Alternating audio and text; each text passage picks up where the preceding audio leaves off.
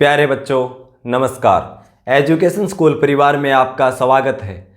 हमने पहले topic wise complete math को पढ़ लिया था। उसके बाद दिल्ली पुलिस कांस्टेबल के प्रीवियस जितने भी सेट थे, टोटल 38 सेट थे, हमने सभी को सोल्व कर लिया। आज हम क्या करेंगे, प्रैक्टिस सेट स्टार्ट करेंगे। जो SSC GD, Delhi police, UP police, HSSC, Agniveer, Bihar police and जो भी आप अदर एग्जाम की तैयारी कर रहे हो, सभी के लिए हेल्पफुल होंगे। ये क्वेश्चन प्रीवियस ईयर होंगे। तो चलो शुरू करते हैं हम इसको। पहला क्वेश्चन देखो,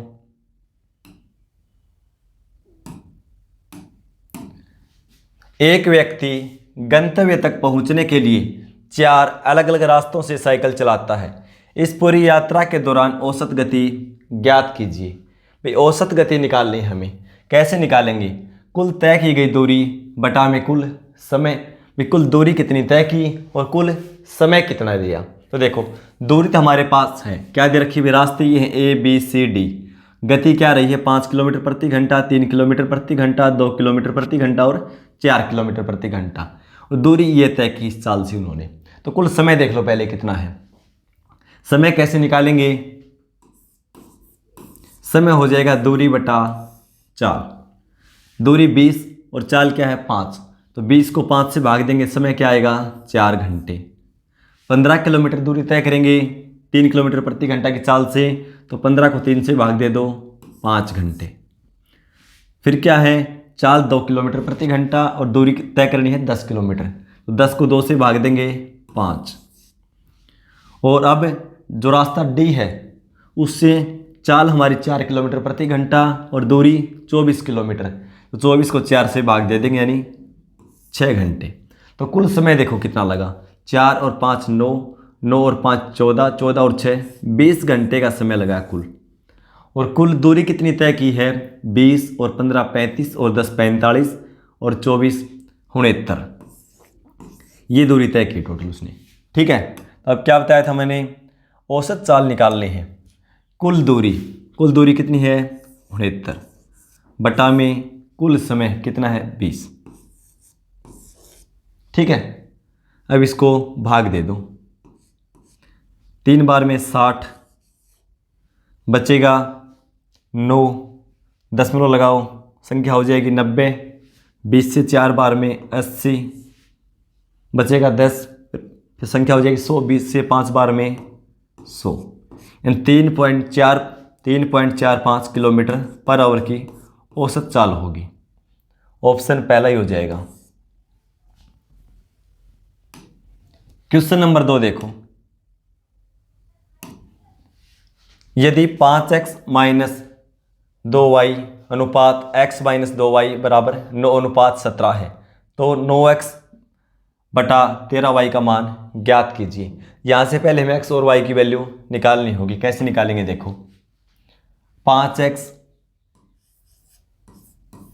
माइनस 2y बटा में इस a अनुपात b को लिख सकते हैं ना, a बटा b, तो क्या हो जाएगा x माइनस 2y। क्या दे रखा है 9:17, 9/17। ठीक है, इसको अब क्रॉस गुणा कर देंगे। 17 को 5 से करेंगे 85x माइनस 17 गुणा 2 34y बराबर 9 को x से करेंगे 9x माइनस 9 गुणा 2 18y। अब x वाले एक तरफ कर लो, y वाले एक तरफ कर लो।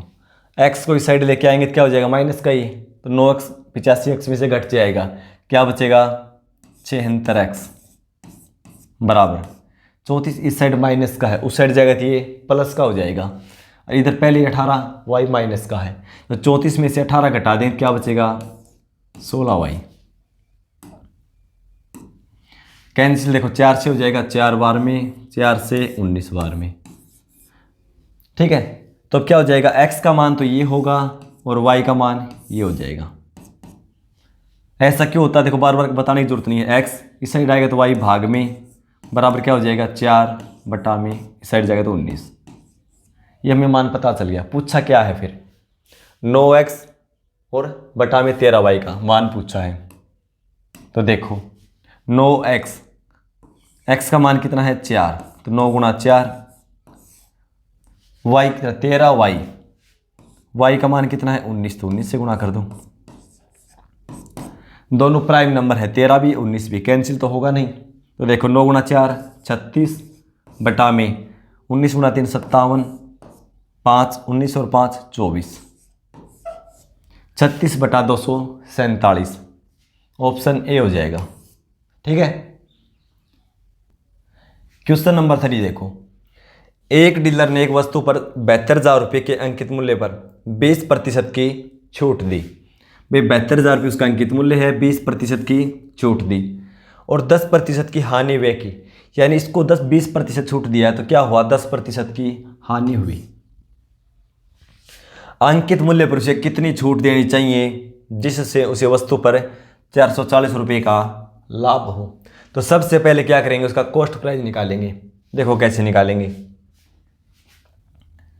भी, देखो कॉस्ट प्राइस सीपी अपने आप में 100% होता है, ठीक है, लेकिन जब 20% छूट दी जाती है तो क्या होता है 10% की हानि होती है। तो यह अपने आप में 100% है, ठीक है, इस पर 10% हानि हुई, यानी इसकी वैल्यू कितनी हो गई 90%। 90% को लिखेंगे 9/10, यानी सीपी का 9/10 क्या है ये एसपी यानी विक्रय मूल्य आ जाएगा। ठीक है, और क्या बता रखा है 72,000 रुपये क्या उसका अंकित मूल्य, 72,000 रुपये अंकित मूल्य है। ये भी अपने आप में 100% होता है।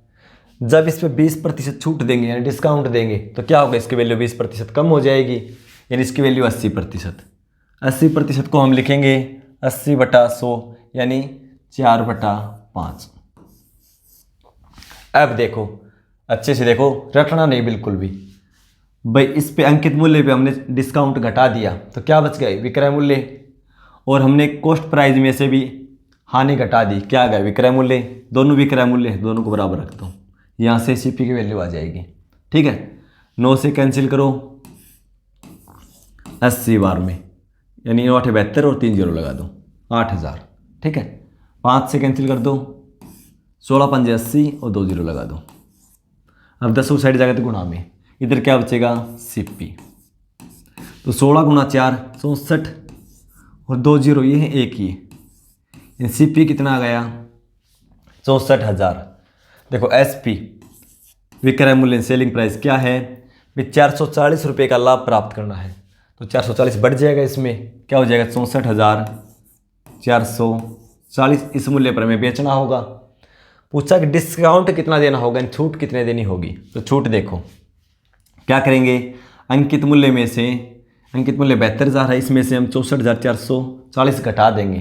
तो देखो 72,000 में से 64,000 घटाएंगे तो क्या बचेगा 8,000, और 8,000 में से 440 और घटा दो क्या बचेगा 7,560। ये उसको डिस्काउंट देना होगा क्योंकि अंकित मूल्य ये है, इस मूल्य पर बेचना है, तो हमने इसमें से 64,440 घटा दिया, छूट कितनी है 7,560। डिस्काउंट किस पे मिलती है अंकित मूल्य पे, और प्रतिशत के लिए गुणा में 100। अब इसको हल कर दो, हमारा आंसर आ जाएगा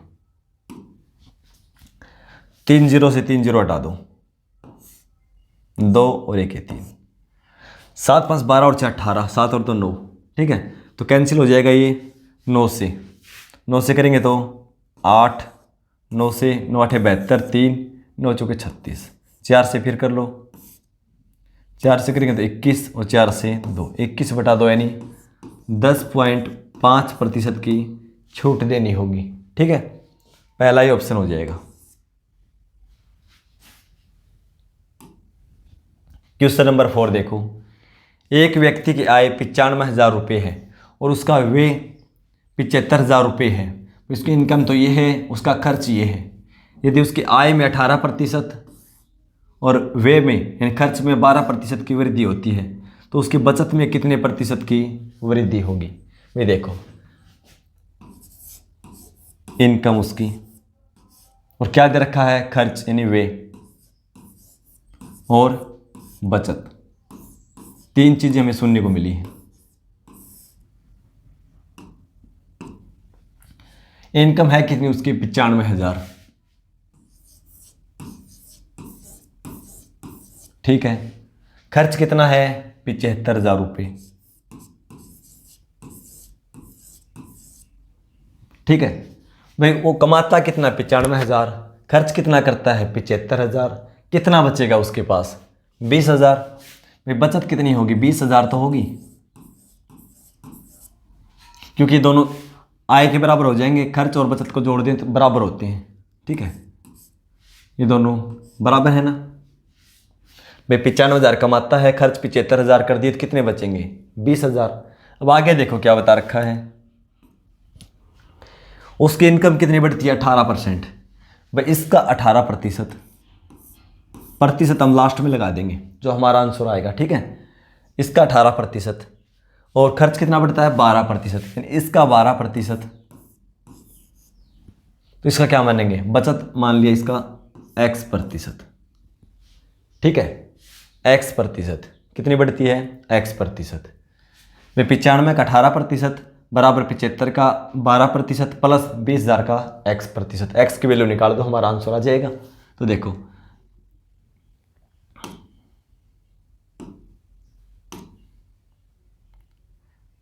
अब देखो तीनों में कैंसिल करना होगा भाई। अब 3 0 तीनों में है, हटा दो। 3 इसमें भी हैं, 3 इसमें भी हैं और 3 इसके हटा दो।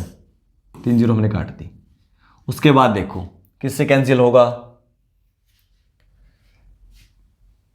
ये हो जाएगा, ये 2 से होगा, 2 से 5 से, 5 से हो जाएगा, 5 सभी में है। देखो 5 से कितना हो जाएगा, ये कर लो, 5 से 4, ये 5 से 15 और ये 5 से 19।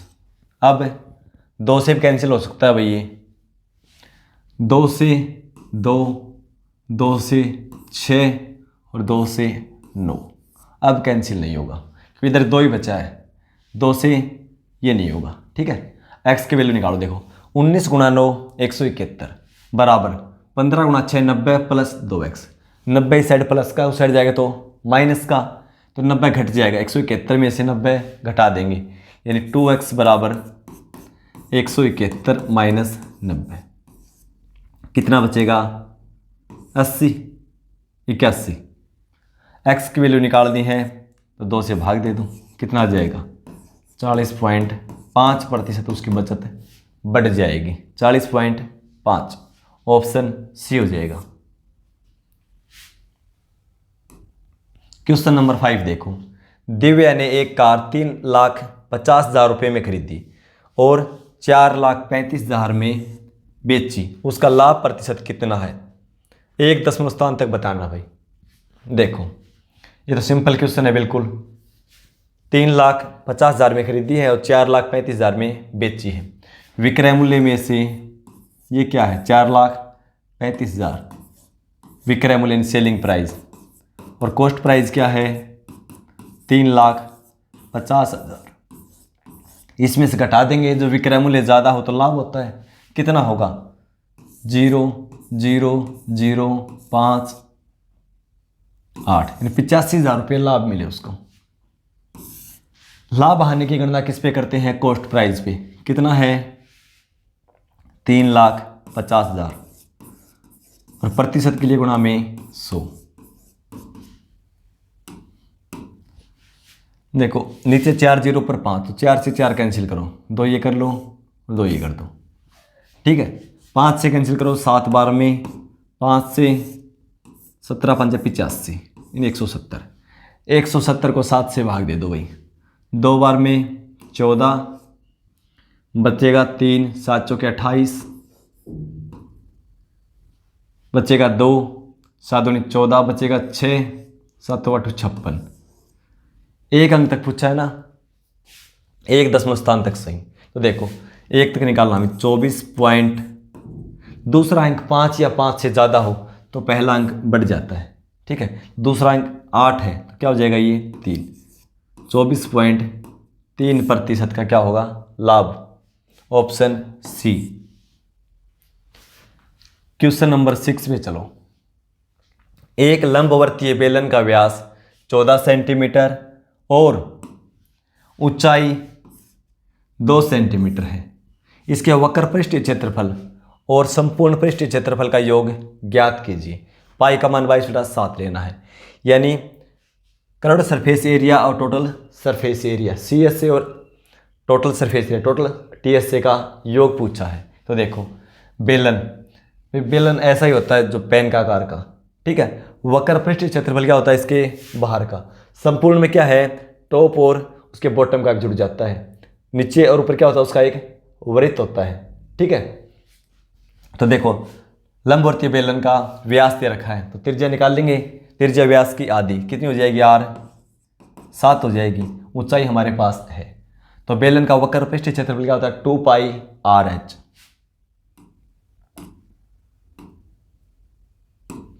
2πRh 2 पाई का मान 22/7 लेंगे। R कितनी हो जाएगी 7 और H कितनी है 2।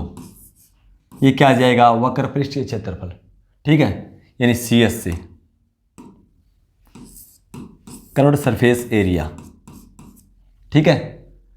7 से 7 को कैंसिल करो, 2 × 2 4, 22 को 4 से गुणा करेंगे कितना हो जाएगा 88 सेंटीमीटर था, क्या हो जाएगा वर्ग सेंटीमीटर। टोटल सरफेस एरिया निकाल लो TSA, क्या होता है भाई 2πr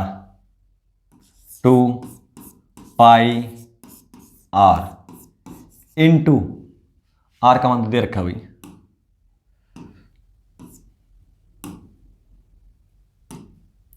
2πr into R + H। तो R और H को जोड़ के लिख दो, 7 और 2 कितना हो जाएगा 9, मल्टीप्लाई 9 कर दो। इसको कैंसिल करो, 7 से 7 को कैंसिल करो, 9 × 2 कितना हो जाएगा 18। 18 और 22 की गुणा कर दो, 18 × 2 36, 3 36 और 3 39, 396 वर्ग सेंटीमीटर।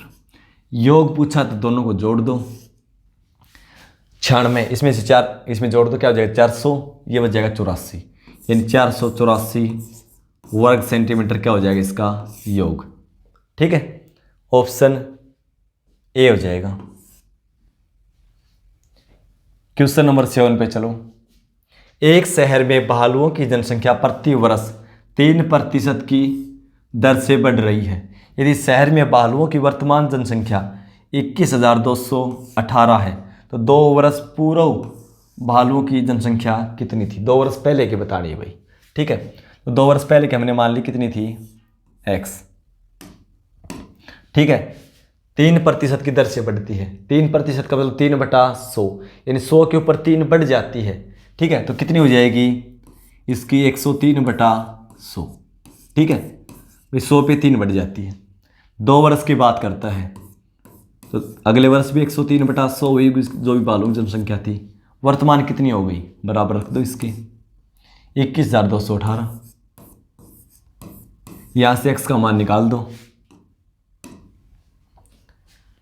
ये देखो इससे कैंसिल होगा नहीं क्योंकि प्राइम नंबर है। भाग देकर देखो भाग जाता है क्या पूरा पूरा।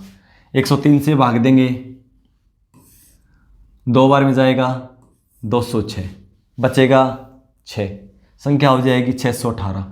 6 बार में करेंगे 103 को तो 100 × 6 600, 3 × 6 18, 618, तो 6 बार में चला जाएगा फिर, ठीक है। लेकिन ध्यान इस बात का रखना पहले 0 भी लगेगी क्योंकि यहाँ पे भाग दिया 6 ही तो बचा था, 2 अंक उतार रहे हैं हम, तो 6 बार में चला जाएगा। इससे फिर 2 बार में चला जाएगा ये, ठीक है। x की वैल्यू निकालनी है। x क्या है भालुओं की 2 वर्ष पूर्व की जनसंख्या। अब देखो 100 × 100 10,000, उस साइड जाएगा थे गुणा में, 10,000 को 2 से गुणा करेंगे 20,000। 2 वर्ष पूर्व कितने थे शहर में भालू 20,000। ऑप्शन सी हो जाएगा। क्वेश्चन नंबर 8 पे चलो। x ने कुल 180 रुपये में 40 पेंसिल खरीदी। वे 40 पेंसिल खरीदते हैं कितने रुपए में 180 रुपये में 40 पेंसिल, और 180 रुपये में 2 दर्जन पेन खरीदे हैं। एक पेन और एक पेंसिल के मूल्य के बीच का अंतर ज्ञात करें। तो पहले एक पेंसिल का मूल्य निकाल लो और एक पेन का मूल्य निकाल लो, दोनों का अंतर करना है। रुपए कितने हैं? 180। दोनों बार रुपए हैं 180। लेकिन पहले क्या किया, 100 रुपये में 40 पेंसिल खरीदी, तो एक पेंसिल का मूल्य निकालने के लिए 40 से भाग दे दो। और 180 रुपये में 2 दर्जन पेन, एक दर्जन में 12, 2 दर्जन में 12 गुणा 2 24 पेन, 24 पेन का मूल्य है। एक पेन का निकालेंगे 24 से भाग दे दो। ठीक है, ये है एक पेंसिल, एक पेंसिल का मूल्य आ जाएगा और ये एक पेन का मूल्य आ जाएगा। ठीक है, तो देखो 0 2 से कैंसिल करेंगे, 9/2, यानी एक पेंसिल है 4.5 रुपये की। और पेन देखो 12 से कैंसिल कर लो 2 बार में, ये 12 से 15 बार में, 15/2 यानी 7.5 रुपये। एक पेन का मूल्य 7.5 रुपये और पेंसिल का मूल्य 4.5 रुपये, दोनों का अंतर पूछा है तो कितना हो जाएगा? 3 रुपये। ठीक है, दोनों का अंतर कितना? 3 रुपये, ऑप्शन सी। आगे चलते हैं, क्वेश्चन नंबर 9 देखो। ए अपने वेतन का 45% भोजन पर खर्च करता है। जो भी उसका वेतन है उसका वो 45% भोजन पे खर्च करता है और अपने वेतन का 5% वृद्धाश्रम में दान करता है। वह भोजन तथा वृद्धाश्रम पर कुल 28,500 रुपये खर्च करता है, तो एक आय क्या होगी? बिल्कुल सिंपल क्वेश्चन है भाई। 45% खर्च यहाँ कर दिए, 5 यहाँ कर दिए, कुल खर्च कितना कर दिया? 50%, यानी अपना आधा वेतन उसने खर्च कर दिया। और किसके बराबर है? 28,500 के। इसको 2 से गुणा कर दो, 28,000 को 2 से गुणा करेंगे 56,500 को 2 से गुणा करेंगे 1000, यानी 57,000 रुपये उसका इनकम है। देखो कुल खर्च कितना हो जाएगा? 45% प्लस 5% कितना हो जाएगा? 50%।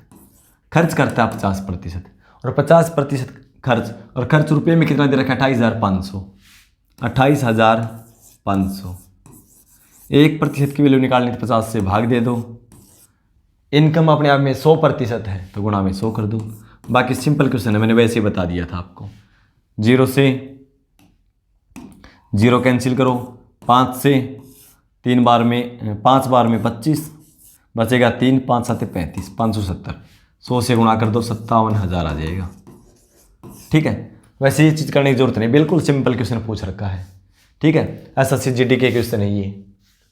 तो आंसर क्या हो जाएगा हमारा? 57,000, ऑप्शन बी। क्वेश्चन नंबर 10 देखो। ए एक पेंटिंग को 12 दिनों में कर सकता है। बी उसी पेंटिंग को 8 दिनों में पेंट कर सकता है। सी उसी को 10 दिनों में। ठीक है भाई, 3 दिनों की संख्या लगभग ज्ञात करें जिनमें ए द्वारा पेंटिंग की जा सकती है। पेंटिंग किसको करना है? ए को। यदि बी और सी दोनों साथ मिलकर एक दिन छोड़कर एक दिन उसका साथ दे। ए अकेला डेली करेगा और बी और सी एक दिन छोड़कर एक दिन उसकी हेल्प करेंगे, दोनों एक साथ मिलकर। ठीक है, पहले दिन ए अकेला पेंट करना आरंभ करता है। ठीक है भाई, चलो देखो ए, बी और सी क्या कहते रखा है टाइम इनका? ए 12 में, बी 8 में, ए 12 दिन में, बी 8 में और सी 10 में। पहले टोटल वर्क निकाल लेंगे इनका एलसीएम। एलसीएम क्या हो जाएगा? 12 8, इन दोनों 24 हो जाएगा, 5 से गुणा करो 120। ठीक है, 120 टोटल कार्य है 120 यूनिट। 12 से भाग देंगे तो एक दिन में 10 यूनिट, 8 से देंगे तो 15 यूनिट और 10 से देंगे तो 12। ये कार्य होता है। अब कार्य देखो, पहले दिन ए अकेला करता है तो कितना काम होगा पहले दिन में?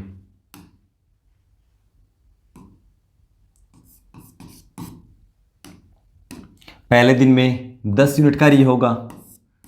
दूसरे दिन क्या होता है? तीनों मिल जाते हैं भाई, बी और सी इसके साथ मिलते हैं। तो देखो 15 और 12 27 और बढ़ जाएगा तो कितना हो जाएगा? 37। दूसरे दिन होगा 37 यूनिट कार्य। पहले दिन ए अकेला, दूसरे दिन भी यहाँ लिख लो, आप लिखना चाहो तो यहाँ तो ए अकेला करेगा, यहाँ तीनों मिलकर करेंगे A B C। ठीक है, पहले दिन ये, दूसरे दिन इतना काम होगा। तो देखो 2 दिन में कुल काम कितना हो जाएगा, 10 और 37 47 यूनिट। 2 दिन में कितना हो जाएगा, 47 यूनिट। ये तो काम है और ये समय है, ये डेज। अब हमें इस 120 के आसपास लेकर जाना है। क्या करेंगे, समय को दुगुना करो तो क्या हो जाएगा कार्य, 94 3 से करेंगे तो समय 6 दिन, लेकिन ये ज़्यादा हो जाएगा काम।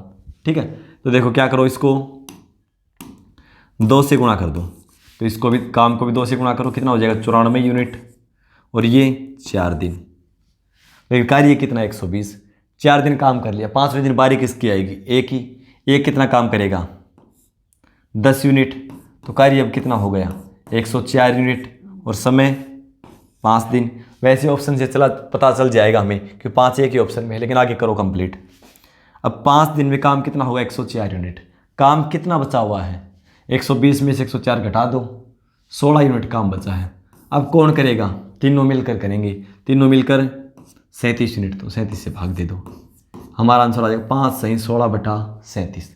ठीक है, दशमलव पूछा, कोई दिक्कत नहीं, हमें भाग देने की जरूरत भी नहीं है। क्यों नहीं है, क्योंकि 5 से 1 स्टार्ट ऑप्शन, करना भी है तो कर लो। 37 से भाग देंगे, स्टार्टिंग में दशमलव लगेगा।